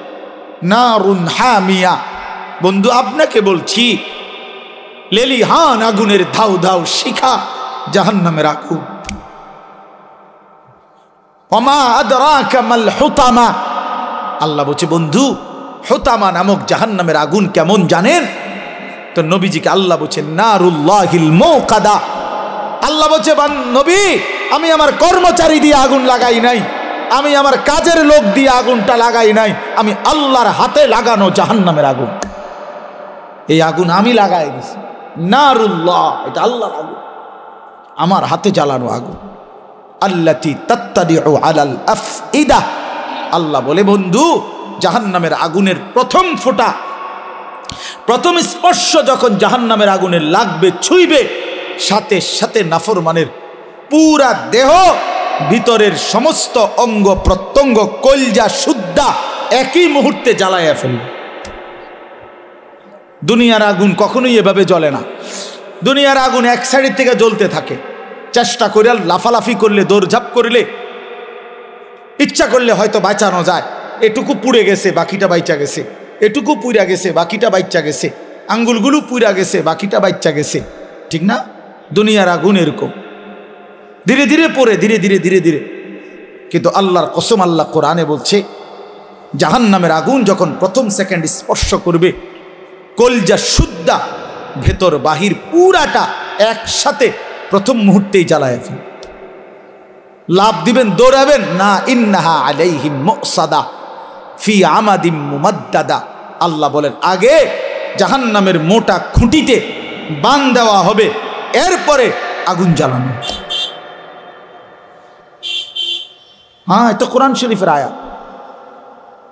খুযুহু ফাগুল্লু, আল্লাহ বলে ফেরেশতাদেরকে জাহান্নামীকে ধরো এবং বাঁধো, সুম্মাল জাহিমা সাল্লু, এরপরে লাথি দিয়া জাহান্নামে ছুঁড়ে মারো।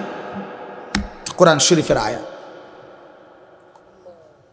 খামখেয়ালি করেন না ছেলেরা, খামখেয়ালি করেন না। হ্যাঁ, একটা মোবাইল, একটা নারী, একটা ছবি, একটা উলঙ্গ দৃশ্য, দোস্ত এটুকুতে এমন সুন্দর জীবন নষ্ট করে দিও না। একটা মোটর সাইকেল দিয়া জিন্দিগি শেষ করে দিও না। মোটর সাইকেল একটা পাইলে কুত্তার মতো এটারে চালা, এমন জোরে ছাড়ে এটারে, মনে হয় যেন কুকুরে কামড় দিছে। এই যে আশ্চর্য, এটা কি ব্যারাম? এটার কোনো যুক্তি তো থাকতে হবে, বলেন একটা যুক্তি তো থাকা চাই। তুমি এত জোরে ছাড়লা, তুমি তো একটু পরে কাবার্ডের সাথে, লরির সাথে একটা ধাক্কা খাইয়া তোমার মাথা ফাইটা যাবে, তোমার পাওটা ভাঙ্গা যাবে, এইটাও বোঝেন। আর যদি বলে যে এত জোরে চালাইছি মানুষে যাতে দেখে, তো মানুষে এবার দেখবো কেমনে? দেখতে দেখতে তো তুমি নিমসা। মা কথা বোঝেন না। আমি মনে করেন মাত্র পজিশন নিলাম যে আমি সামু হেতের মোটর সাইকেলটা, হেতে তো গেছে গা চান্দিরা, তা আমি কেমনে দৌড়ামু তোমার ভিসি ভিসিটা চাইতাম বললে তোমার এই কারবারটা? তো এটা সাহেকে একটা বিকৃত মস্তিষ্ক ছাড়া, অসুস্থ মানসিকতা ছাড়া আর কিচ্ছু না। হ্যাঁ হ্যাঁ, আওয়াজ, এটার আওয়াজ, এটা চ্যালেঞ্জার 5, এটা খুইলা, এটা একেবারে বিভৎস। মানে ইচ্ছা করে এত বড় শব্দটাকে যার পছন্দ হয়, আমার নিশ্চিত তার সিরা গেছে, তার মাথার তার অন্য কেউ সিরা লাইছে, এটা নিশ্চিত, কোনো সন্দেহ নেই, কোনো সন্দেহ, কোনো সন্দেহ, হ্যাঁ হ্যাঁ, কোনো সন্দেহ নেই। এর জন্য হের মাথার তার সিরা লাইছে দেখে সে মোটর সাইকেলের তার সিরা লাইছে। হ্যাঁ হ্যাঁ, দোনোটা মাতাল। নাউযুবিল্লাহ, নাউযুবিল্লাহ। আল্লাহ পাক আমাদেরকে বিবেক দান করেন, ইনসাফ দান করেন। তো বলতেছিলাম, আল্লাহ তাআলা বলেন, হে ঈমানদার, আমি এই কথাটাই বলছি, এই এক শব্দ বললাম, আল্লাহ জানতে চাইছে বান্দা বলো না, আমি আর কতবার বলতাম, আমি আর কতবার ডাকতাম, 89 বার ডাকলাম। সর্বশেষ কথা হইল, আল্লাহ বলে বান্দা তোমার উপরে রোজা ফরজ করা হয়েছে, পূর্ববর্তীদের উপরেও ফরজ করা হয়েছে। এই শেষ কথা হলো উদ্দেশ্য কি? আল্লাহ বলছেন উদ্দেশ্য একটাই, লাআল্লাকুম তাত্তাকুন, আমি আল্লাহ তোমাকে জান্নাত দিতে চাই। আমি জান্নাত বানাইছি মুমিনের জন্য, আমি জান্নাত দিতে চাই। আর জান্নাত নিতে হলে আরেকটা জিনিস লাগবে, সেটা হলো তাকওয়া। আর এই রমজানের মাধ্যমে আমি আল্লাহ তোমাকে তাকওয়া অবশ্যই দান করব। এজন্য রমজান, মাহে রমজান আল্লাহ তাআলা নিজের হাতে সাজাইছেন, আল্লাহ নিজের হাতে সাজাইছেন। রমজান মানে ভিন্ন কিছু। ইমানদারের জন্য রমজান আলাদা, যার কলিজায় আখিরাত আছে, যে কবরের ফিকির করে, যে পরকালের ফিকির করে, খোদার কসম তার রমজান ভিন্ন কিছু, তার রমজান ভিন্ন। আমরা কিতাবে পড়ছি আকাবির কা রমাদান, পূর্ববর্তী বুজুর্গদের রমজান কেমন ছিল, ওইখানে বহু বুজুর্গের জীবনীতে লিখছে রমজান আসলে ওনার আশেপাশে আওয়াজ উঠত, শায়েখের এখন রমজান, হজরতের এখন রমজান, উনি পৃথিবী থেকে আলাদা। ইমাম মালিক রহমতুল্লাহ আলাইহি মদিনার ইমাম ছিলেন, জগৎ বিখ্যাত ইমাম ছিলেন। রমজান আসলে সমস্ত দর্স তাদরিস, সমস্ত ফতুয়া মাসাইল সব বন্ধ করে দিয়ে শুধু আল্লাহর কোরআন তিলাওয়াত আর রমজানের বন্দিগির মধ্যে ডুবে যাইত। আমরা যে দাওয়াত ও তাবলীগের যে কিতাব তালিম হয় ফাজাইলে আমাল, এই কিতাবের যিনি লেখক শেখুল হাদিস হযরত মাওলানা জাকারিয়া রহমতুল্লাহ আলাইহি সারা পৃথিবীব্যাপী বুজুর্গ ছিলেন। 60 বছর আল্লাহর নবীর সাল্লাল্লাহু আলাইহি সাল্লামের হাদিস পড়াইছেন। 11 বছর যিনি নবীজির রওজা পাকে মদিনার মসজিদে নববীতে আল্লাহ রসুলের হাদিস পড়াইছেন। ওই এতের লগে হেতেরতে হইনা মনে করেন না, এটা একটা জেনতেন বই। হ্যাঁ, না না, উনি এই একটা বইয়ের লেখক না। এই উম্মতের জন্য এই হিন্দুস্তানের মধ্যে এলমে হাদিসের ব্যাখ্যা এবং রাসূলুল্লাহ সাল্লাল্লাহু আলাইহি ওয়াসাল্লামের হাদিসের উপরে সবচেয়ে বেশি কিতাব যারা লিখছেন, তার মধ্যে অন্যতম প্রথম 3 জনের নামও যদি আসে, এর মধ্যে এই 3 জনের একজন হবে শেখুল হাদিস হযরত মাওলানা জাকারিয়া রহমতুল্লাহ আলাইহি। এই যিনি ফাজাইলে আমাল লিখছে, হ্যাঁ হ্যাঁ, এটা খামখেয়ালি কিতাব না, এটা আঙ্গাল কাঙ্গালে লিখছে না, আঙ্গাল কাঙ্গালে লিখছে না। এটা 60 বছর যিনি রাসূলুল্লাহ সাল্লাল্লাহু আলাইহি সাল্লামের হাদিস পড়াইছেন। আমি নিজ চোখে দেখছি মক্কার হারামে, আল্লাহর ঘর যেখানে মসজিদে হারামের যে লাইব্রেরি, ওই লাইব্রেরিতে আপনার শেখুল হাদিস হযরত মাওলানা জাকারিয়া রহমতুল্লাহর লিখিত কিতাব আউজাজুল মাসালিক, হাদিসের একটা বড় কিতাব, ওইটা ওইখানের, অর্থাৎ একজন অনারবি, উনি হিন্দুস্তানের মানুষ, কিন্তু ওনার কিতাব এই আরবের মানুষ হারামের লাইব্রেরির মধ্যে শোভা পাচ্ছে। আরব ওলামায়ে কেরাম ওনার কিতাব মুতালা করে। আফ্রিকা, গোটা আফ্রিকায় অঞ্চলে লক্ষ মানুষ ওনার হাতে আল্লাহর দ্বীন পাইছে। সারা পৃথিবী জুড়ে ওনার অগণিত ভক্ত আছে। এই মানুষটা এত বেশি হাদিসের খেদমত করতেন, কিতাব লিখতেন, ফতুয়া দিতেন, মাসআলা বলতেন, একজন আল্লাহওয়ালা সাধক ছিলেন। সব কিছুর ব্যস্ততার পরেও রমজান আসতো, সাথে সাথে একেবারে দরজা বন্ধ করে একাকী আল্লাহর ইবাদতে ডুবে যাইত। আমরা কিতাবে পড়ছি ওই সময় উনার এলাকার যে সাহারানপুরের রেল স্টেশনের কুলি পর্যন্ত ওনার কাছে কেউ যদি রমজানে আসতো দেখা করতে, ওই কুলিয়ে পর্যন্ত কইতো ইন্না লিল্লাহ। আপনি জানেন না শায়েখের এখন রমজান মাস,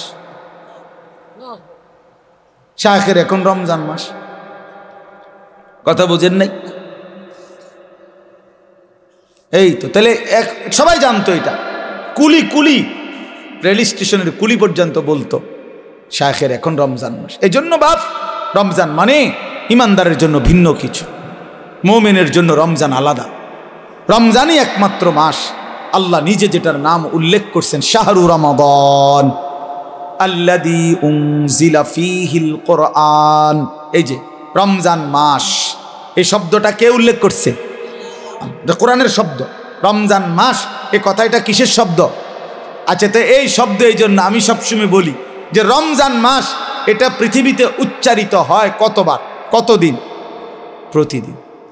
মাশাআল্লাহ, কতদিন? প্রতিদিন, সারা বছর। কেমনে বুঝলেন? কারণ কোরআনুল কারীম সারা বছর প্রতিনিয়ত তেলাওয়াত হয়। কেউ এদিক দিয়া পড়তেছে, কেউ পিছন দিয়া, কেউ খতম করতেছে, কেউ সবক শেষ করতেছে, কেউ এই শব্দের সবক শুনাইতেছে। তার মানে শাহরু রমাদান, রমজান মাস, রমজান মাস, এই শব্দ আল্লাহর জমিনে সারা বছর উচ্চারিত হয়।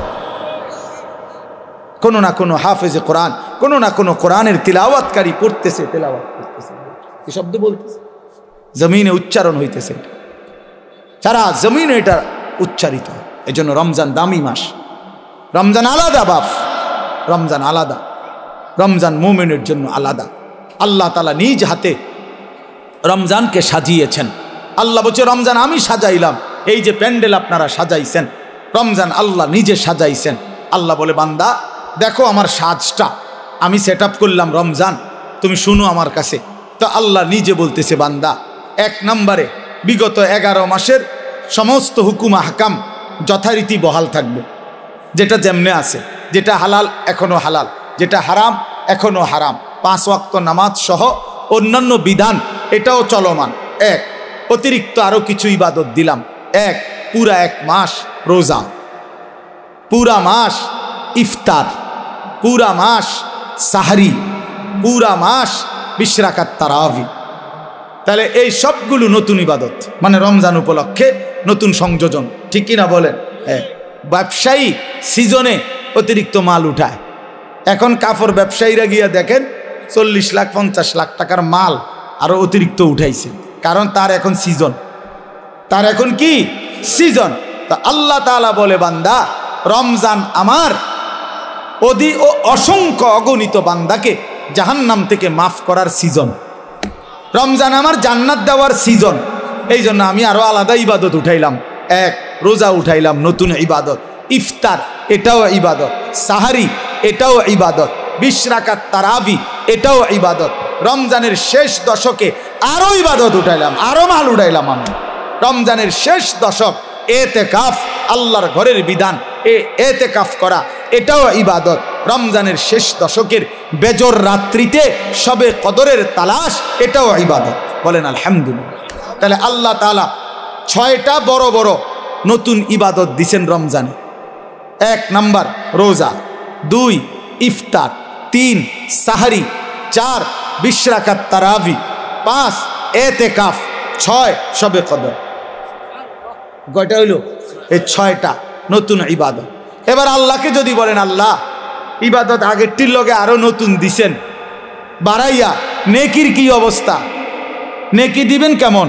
আল্লাহ বলতো সেটাও শোনো, আমি আল্লাহ আমার রাসূলের মাধ্যমে শুনাইছি।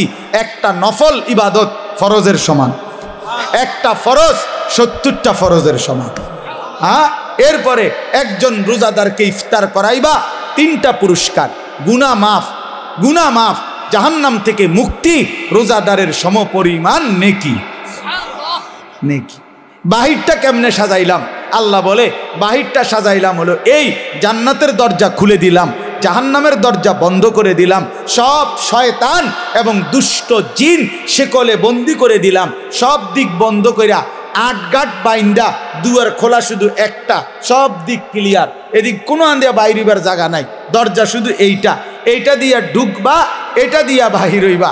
আল্লাহ যেন বলছে পুরা মাস আমি আল্লাহ নেকিও বাড়ায় দিলাম, ইবাদতও বাড়ায় দিলাম, জাহান্নামের দরজা বন্ধ করলাম, শয়তানকে বন্দি করলাম, জান্নাতের দরজা খোলা রাখলাম। এবার পুরা রমজান যেখান দিয়া রওনা দাও, কুমিল্লার থেকে, চিটাগাং থেকে, খুলনা থেকে, সিলেট থেকে, বাংলাদেশ থেকে, লন্ডন থেকে, ইউরোপ থেকে, আমেরিকা থেকে, সৌদি আরব থেকে, বাহরাইন থেকে, যেখান থেকেই আমার রমজানে রওনা দিবা, আমার বন্দিগি, আমার হুকুম মানবা, গুনাহ ছেড়ে দিবা, আমার ইবাদত করবা, মাস শেষে একটাই দরজা মিলবে, সেটা শুধুই জান্নাত, শুধুই জান্নাত, শুধুই জান্নাত। 30 দিনের মাথায়, 29 দিনের মাথায় সব ইমানদার জান্নাতে ঢুকবে, কারণ দরজা তো খোলাই শুধু জান্নাতে। বুঝেন নাই কথা? লাআল্লাকুম তাত্তাকুন, এজন্য রব্বুল আলামিন বলছে আমি মুত্তাকি বানিয়ে দেব। অতএব বাপ কদর করেন, কদর করেন, কদর করেন। আল্লাহ বলছে মুত্তাকি বানিয়ে দেব। হ্যাঁ হ্যাঁ, বিদেশের জন্য আপনার ফ্লাইটের জন্য দুইটা জিনিস দরকার, একটা পাসপোর্ট, একটা ভিসা। এই যে আমার পাসপোর্টও হয়েছে, ভিসাও হয়েছে। আমার ফ্লাইট সোমবারে, উমরার ফ্লাইট 24 তারিখ। তো এখানেও আল্লাহ তাআলা বলছে ইয়া আইয়ুহাল্লাযীনা আমানু, হে ঈমানদার, আমি তোমার ঈমানের পাসপোর্ট নিলাম। 30 দিন কথা মতো চলবা, অথবা 29 দিন, 31 দিন লাগবে না, 30 দিনের মাথায় ঈমানের পাসপোর্টে আমি আল্লাহ তাকওয়ার ভিসা লাগায় দেব, ঈদের দিন ফ্লাইটে উঠায় দেব। যা, ঈদের দিন জান্নাতের ফ্লাইট। ফ্লাইট কোন দিন? ভিসা লাগবে কয় দিনে? 30 দিন অথবা 29 দিন, 31 দিন না, 31 দিন নেব না, 30 দিনে ভিসা, 29 দিনে ভিসা। এই জন্য আমরা রমজানকে কদর করব তো ইনশাআল্লাহ। সর্বশেষ অনুরোধ হইল আল্লাহর ওয়াস্তে নিজের মা বোন, নিজের স্ত্রী কন্যাকে এত বড় শ্রেষ্ঠতম রমজানে আল্লাহ রহমত দিতে চায়, মাগফিরাত দিতে চায়, জাহান্নাম থেকে নাজাত দেয়, আল্লাহ 70 গুণ নেকির পরিমাণ বাড়ায়া দেয়।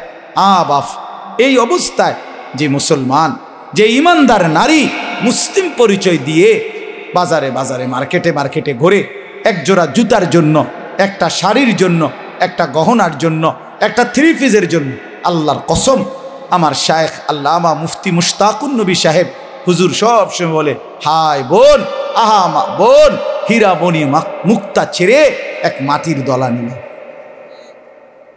রমজানের এক এক মুহূর্ত ছিল তোমার জন্য হীরামণি মানিক, হীরামণি মুক্তা। তুমি এমন হীরামণি মুক্তা ছেড়ে দিয়ে তুমি মাটির ঢিলা নিলা, অর্থাৎ তুমি একজোড়া জুতা নিলা। তো আল্লাহ ডাকতেছে, আমার বান্দি শোনো, রহমত নাও, মাগফিরাত নাও, নাজাত নাও। নাফরমান এই বেহায়া বেপর্দা নারী বলতেছে, আল্লাহ তোমার এডি তোমার কাছে রাখো, ইতান আমার লাগতো না, আমার দরকার জুতা, আমি জুতা কিনতে যাই, আমার দরকার 3 পিস, আমার দরকার শাড়ি গহনা। ইনসাফ না, এটা ইনসাফ না, এটা কখনোই ইনসাফ হইতে পারে না।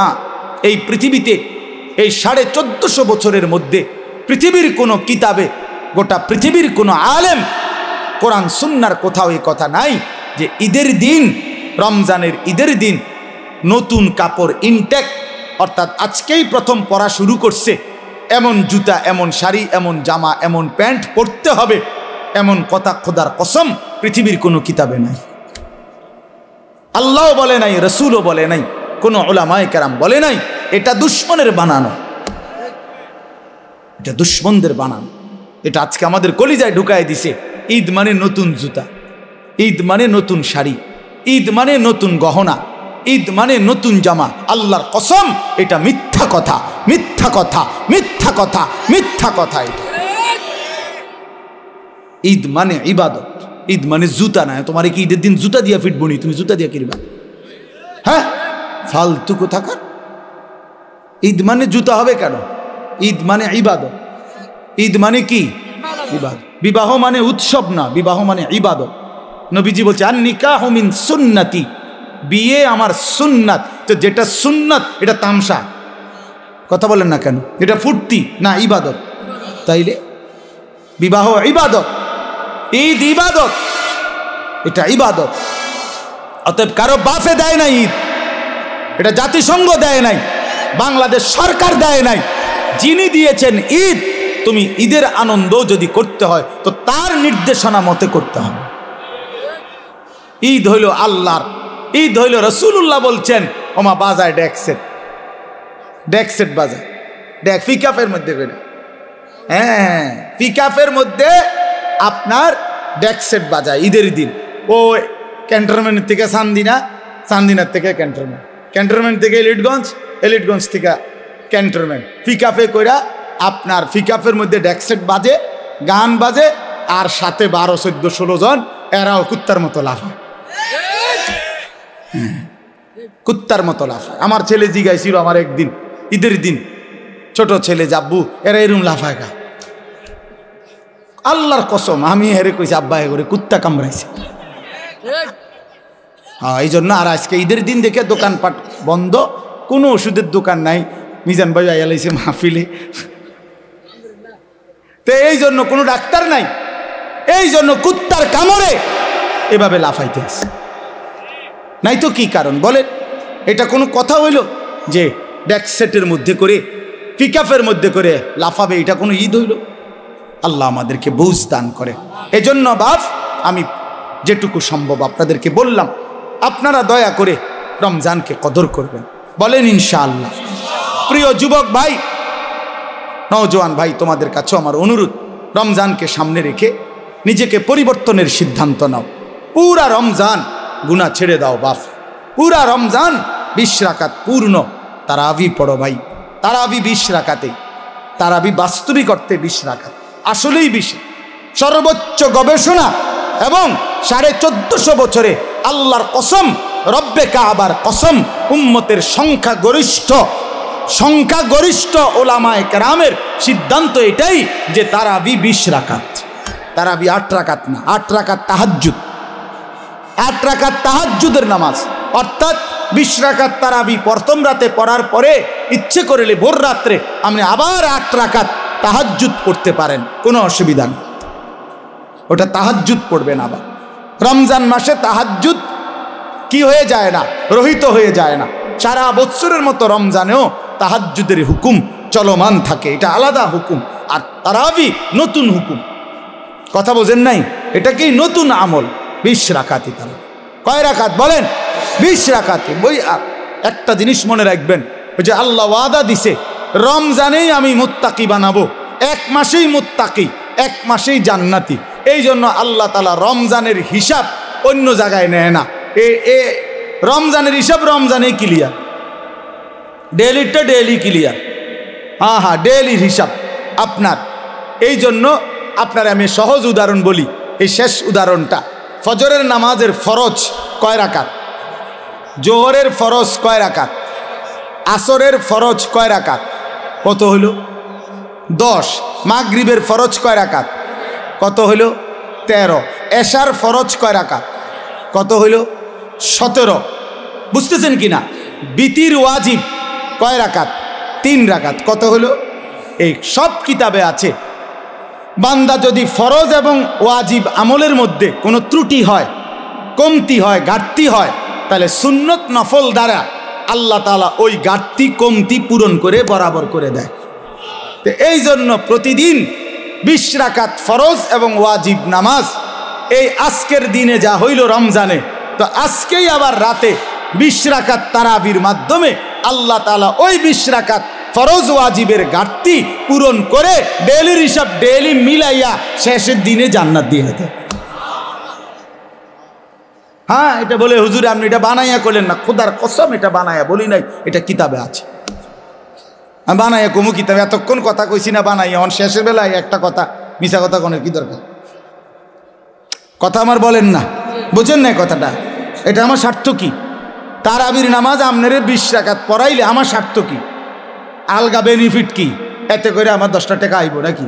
তো এনে কি এর মধ্যে এনে বেনিফিট তো নাই আলাদা। তাই এই জন্য আমরা ইনশাআল্লাহ যুবক ভাই পূর্ণ 20 রাকাত তারাবি পড়বেন, বলেন ইনশাআল্লাহ।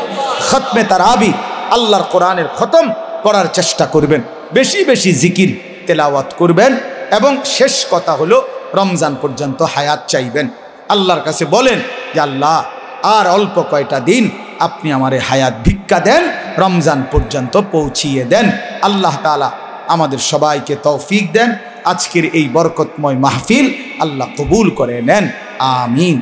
আলহামদুলিল্লাহি রাব্বিল আলামিন। আল্লাহুম্মা আনতাস সালাম ওয়া মিনকাস সালাম, তাবারাকতা ইয়া যাল জালালি ওয়াল ইকরাম, ইয়া আরহামার রাহিমিন, ইয়া আরহামার রাহিমিন, ইয়া আরহামার রাহিমিন। রব্বানা যালামনা আনফুসানা ওয়া ইল্লাম তাগফির লানা ওয়া তারহামনা লানাকুনান্না মিনাল খাসিরিন। আয় আল্লাহ আপনি মাফ করে দেন, আয় আল্লাহ আপনি মাফ করে দেন, আয় আল্লাহ আপনি মাফ করে দেন। রাত অনেক গভীর মাওলা, আয় আল্লাহ আপনি মাফ করে দেন, মেহেরবান মাওলা আপনি মাফ করে দেন। আল্লাহ আযাব দিলে আপনার কোনো লাভ নাই, মাফ করে দিলে আপনার কোনো ক্ষতি নাই।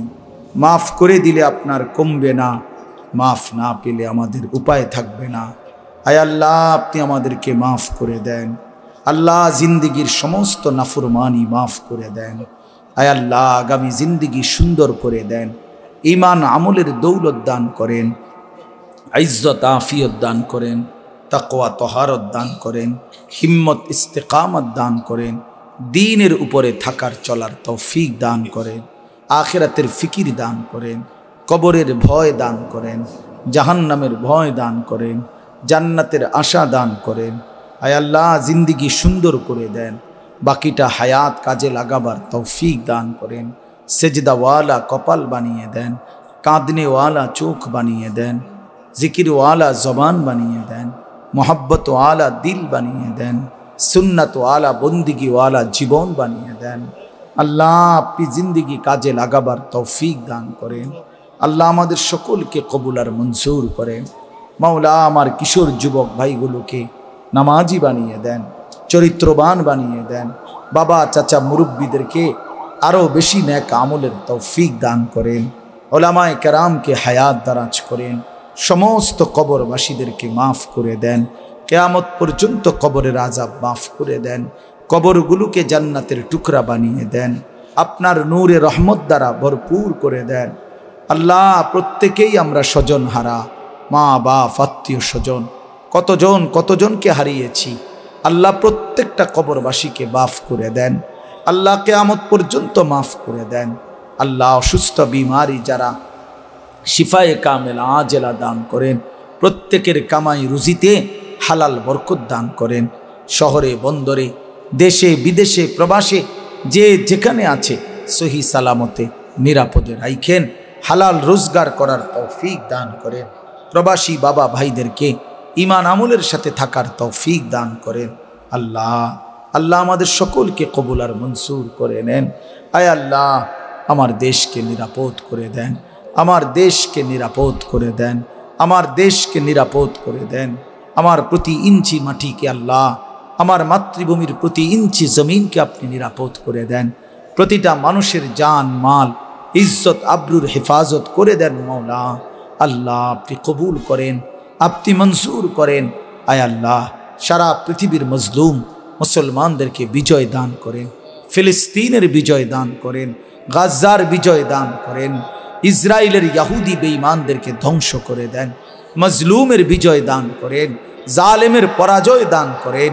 আল্লাহ, আপনি আমাদের সবাইকে কবুল আর মনসুর করে নেন। আয় আল্লাহ, এই জাবালে নূর মডেল মাদ্রাসা আপনি কবুল করে নেন। আল্লাহ, আপনি কবুল করে নেন। ভাইদের এই ইন্তজামের মধ্যে বরকত দান করেন। মাদ্রাসায় ছাত্রছাত্রী আরও মিলায়া দিয়েন, উপযুক্ত উস্তাদ শিক্ষক মিলায়া দিয়েন। এলাকাবাসীর দিল মাদ্রাসার সাথে সম্পৃক্ত করে দিয়েন। আল্লাহ, আজকের এই মাহফিল বাস্তবায়ন করতে গিয়ে যেভাবে অংশগ্রহণ করেছে প্রত্যেককে উত্তম বিনিময় দান করেন, প্রত্যেককে উত্তম বিনিময় দান করেন। আল্লাহ, ঘরের মা বোন যারা পর্দানসীন আছে সকলকে মাফ করে দেন, পর্দানসীন হিসাবে কবুল করে নেন। মা ফাতেমা রাবেয়া বসরিয়ার মতো আপনি বানিয়ে দেন। আল্লাহ, রাত গভীরে আখিরি ফরিয়াদ রমজান পর্যন্ত হায়াত ভিক্ষা দান করেন। রমজান দেখা যায় মাওলা, রমজানের গ্রাণ শোনা যায়। এত কাছে এসে বঞ্চিত কইরেন না, বঞ্চিত কইরেন না মাওলা, এতটা কাছে এনে বঞ্চিত কইরেন না। আল্লাহ, ভালোবাসার অপেক্ষার মাস রমজান, আজ অনেক দিন অপেক্ষা করছি মাওলা। আল্লাহ, আপনি দয়া করে ভিক্ষা দিয়েন মাওলা। রহমত পেতে চাই মাওলা, মাগফিরাত পেতে চাই মাওলা, নাজাত পেতে চাই মাওলা, এতেকাফ করতে চাই মাওলা, শবে কদর পাইতে চাই মাওলা, আপনার ঘর কাবা জিয়ারত করতে চাই মাওলা, মদিনার রওজা জিয়ারত করতে চাই মাওলা। আপনি তৌফিক দান করে দেন। আল্লাহ, যেই ভাইরা যেই বন্ধুরা আপনার কালো ঘর দেখে নাই, মদিনার সবুজ গম্বুজ এখনো দেখে নাই, আল্লাহ ওই চোখকে আপনি শান্ত করে দেন। আল্লাহ করে দেখবার তৌফিক দান করেন, দেখবার তৌফিক দান করেন। আল্লাহ, আপনি তৌফিক দিয়েন। আপনার ঘর না দেখাইয়া কবরে নিয়েন না মাওলা, বন্ধুর রওজা না দেখিয়ে কবরে নিয়েন না মাওলা। রব্বির হামহুমা কামা রব্বায়ানি সগীরা রব্বিরহামহুমা কামা রব্বায়ানি সগীরা সুবহানা রাব্বিকা রব্বিল ইজ্জাতি আম্মা ইয়াসিফুন ওয়া সালামুন আলাল মুরসালিন ওয়ালহামদুলিল্লাহি রাব্বিল আলামিন।